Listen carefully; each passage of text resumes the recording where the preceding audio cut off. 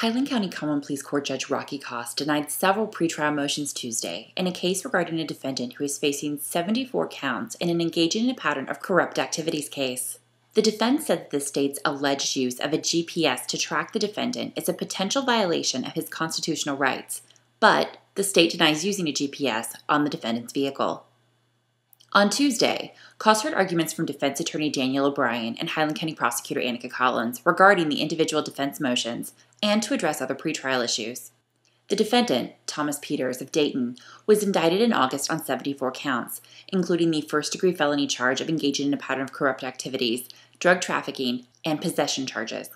The GPS thing is going to be an interesting issue here, and the government's made some representation to the court, and we just asked for a written certification by them that what they have represented is in fact what the real state of the record is.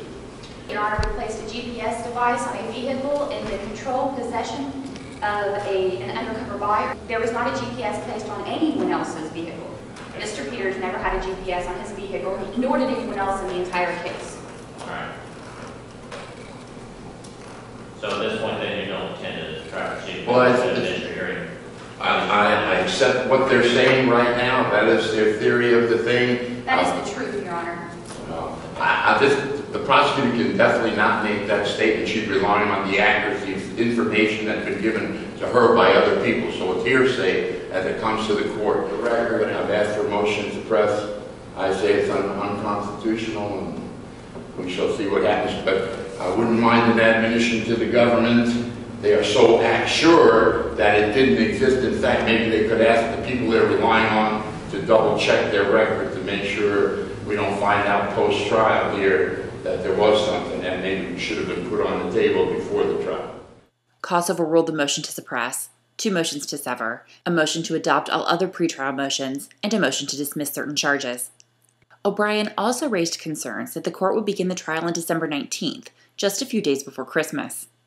Koss said that he believes that there is enough time to try and deliberate the case before the holiday, and that the trial date had been set to accommodate attorney schedules. Well, we would have been happy to sign a waiver to January or February or March rather than have a gun to the juror's head for Christmas.